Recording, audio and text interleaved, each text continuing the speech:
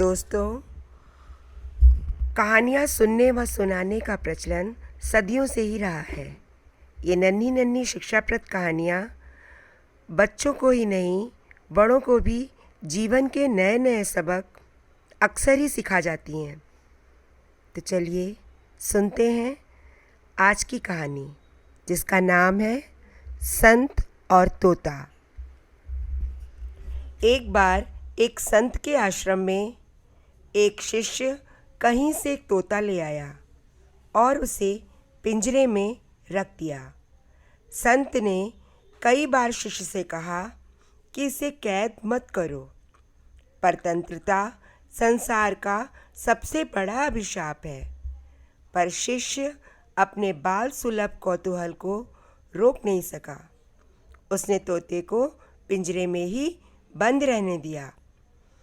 तब संत ने सोचा कि तोते को ही स्वतंत्र होने का पाठ क्यों ना पढ़ा दें। अब वो हर दिन तोते के पास जाने लगे और वो उसे नित्य ही सिखाने लगे कि पिंजरा छोड़ दो और उड़ जाओ। कुछ ही दिन में तोते को ये वाक्य भली भांति रट गया। तब एक दिन सफाई करते समय शिष्य से भूल से पिंजरा खुला रह गया।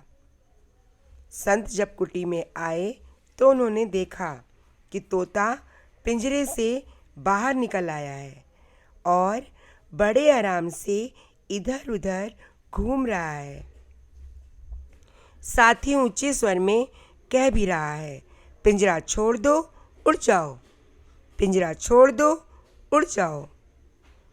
संत को आता देख वो तोता अपने आप ही पिंजरे के अंदर चला गया और फिर अपना पाठ जोर जोर से दोहराने लगा, पिंजरा छोड़ दो और उड़ जाओ।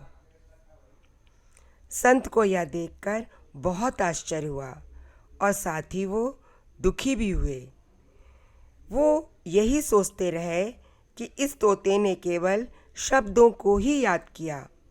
यदि ये इसका अर्थ भी जानता तो वो इस समय पिंजरे से स्वतंत्र हो गया होता।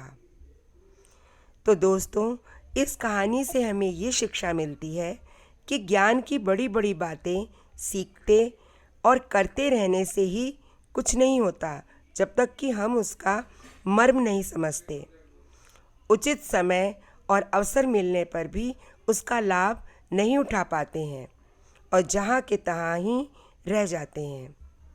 हम रोज़ जाने कितने ही मंसूबे गढ़ते हैं, बहुत कुछ सोचते हैं, पर सोचते हुए भी टिकते नहीं हैं और फिर खुद पर ही लापरवाह, आलसी और नाकाबिल होने का ठप्पा लगा देते हैं।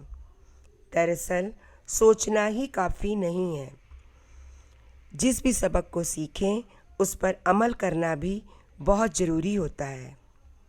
तो दोस्तों, ये थी हमारी आज की कहानी। कैसी लगी कमेंट बॉक्स में लिख करके ज़रूर बताइएगा।